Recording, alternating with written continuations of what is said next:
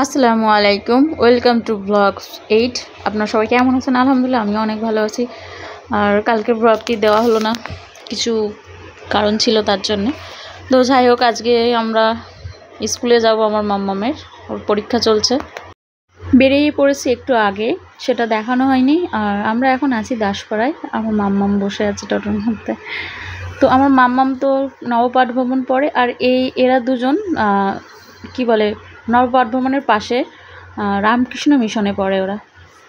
তো চলুন যাওয়া যাক আমার মাম্মামের স্কুলে গিয়ে। তারপর আমরা চলে এসেছি মাম্মামের স্কুলে, আর ওকে একটু ওর ক্লাসের সামনে এগিয়ে দিয়ে আসবো আমি।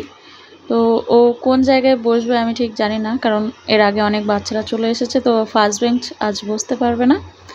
তো যেতে যেতে তাও আমাকে দেখে পিছন ফিরে, তো বুঝতে পারছে না এখন কোথায় বসবে।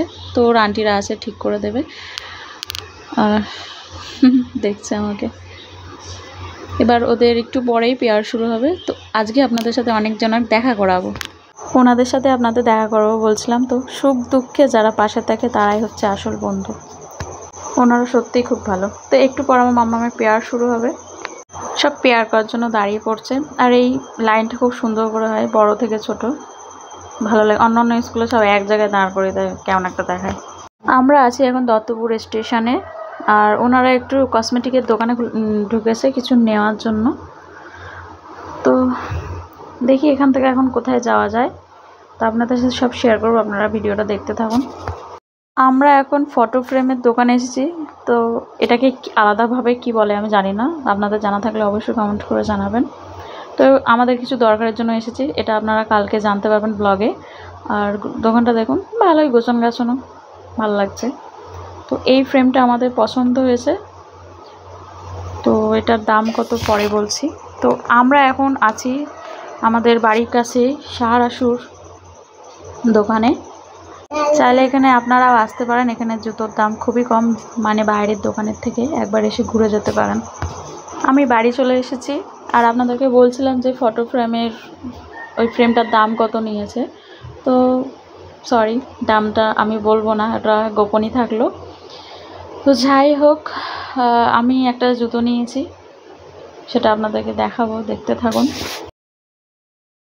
দেখুন এই স্যান্ডেলটা নিয়েছি, এর দাম হচ্ছে 140 টাকা, খুবই কম। তো ভালো লাগলো, নতুন একটা ডিজাইন নিয়ে নিলাম। কিছু বাচ্চারা মনে হয় মাদ্রাসা থেকে চাল পয়সা নিতে এসেছে, চলুন দেখি, বাইরে যাই। ওদেরকে দেওয়ার জন্য আমি 10 টাকা নিয়ে যাচ্ছি। অনেকে চাল নেয়, পয়সা নেয়, আরও অনেক কিছু দেয় সবাই। তো আমি জিজ্ঞেস করছিলাম তোমরা কোথা থেকে এসেছো, তা ও বলছিল যে আমরা অমুক জায়গা থেকে এসেছি। তো আমার কাছে আরও কিছু বলছিল দেওয়ার কথা, তো আমি বললাম যে এই মুহূর্তে হবে না, তুমি অন্য দিন আসো, আমি সেদিন দেবো ইনশাল্লাহ। তো বললাম, তো আমাকে বিল দিতে চাইছিল, তা আমি বিল দিচ্ছিলাম না, আমি থাক, বিল দিতে হবে না। তো ওদেরকে বলছিলাম ওরা যদি অন্য দিন আসে ইনশাল্লাহ নিশ্চয়ই দেবো। তো আরেকটা কথা হচ্ছে যে আমার যে ইনস্টাগ্রাম আইডি আছে, চাইলে আপনারা গিয়ে ওখানে শর্টসগুলো দেখতে পারেন, আর ভালো লাগলে ফলো করে আসবেন। আমি ইসলামিক পোস্ট বেশি করি। আর হচ্ছে যদি না খুঁজে পান, আমার ইউটিউবে কি বলে ডেসক্রিপশানে দেওয়া আছে লিঙ্ক, গিয়ে দেখতে পারেন। তো আজকের আজকের ব্লগটা আপনাদের কেমন লাগলো অবশ্যই কমেন্ট করে জানাবেন। ভালো লাগলে একটি লাইক করবেন, শেয়ার করবেন, পাশে থাকবেন। আর আপনারা যারা নতুন অবশ্যই চ্যানেলটি সাবস্ক্রাইব করবেন। আপনারা সবাই ভালো থাকবেন, সুস্থ থাকবেন। দেখা হচ্ছে নেক্সট ব্লগে, ততক্ষণে সবাই ভালো থাকুন, টাটা।